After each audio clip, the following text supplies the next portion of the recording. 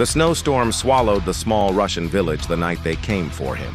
Wind howled against the wooden walls, rattling the windows like a warning no one could hear. Inside a dimly lit cottage, 6-year-old Alexei Morozov sat on the floor, half asleep, clutching the wooden toy horse his father had carved for him. He didn't understand the tension in the room.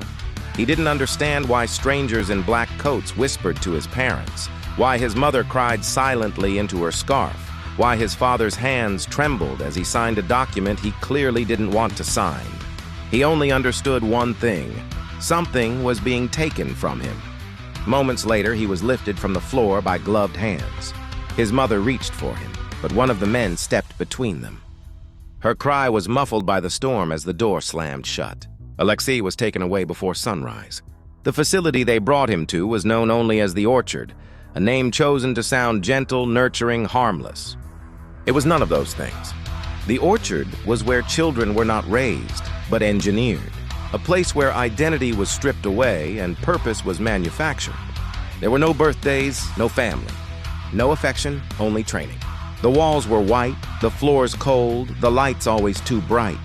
Children moved through the corridors like ghosts, silent, obedient, interchangeable. Alexei learned English before he learned to write Russian. He memorized British history, culture, and accents. He practiced smiling in the mirror because he didn't know how to do it naturally. Every day began with physical drills: running, climbing, combat, endurance until their bodies shook.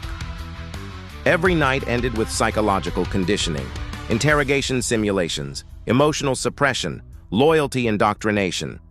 Emotion is weakness, the instructors repeated. Loyalty is survival. Alexei repeated the words until he believed them. By 12, he could mimic any British dialect: London, Manchester, Edinburgh, Belfast, switching between them as easily as breathing.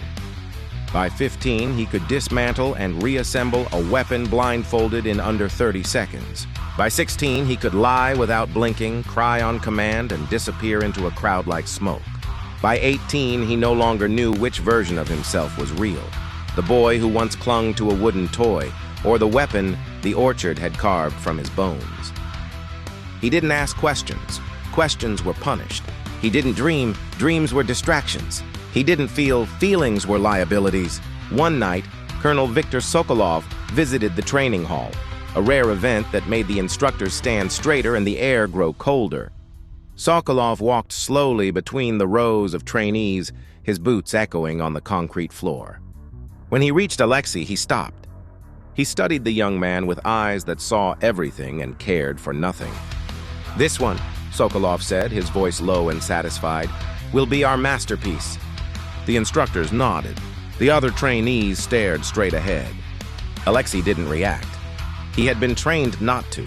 But deep inside, buried beneath layers of conditioning, discipline, and fear, a small, fragile part of him stirred.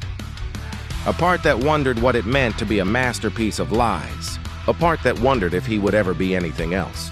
A part that still remembered the warmth of a home he was never allowed to return to.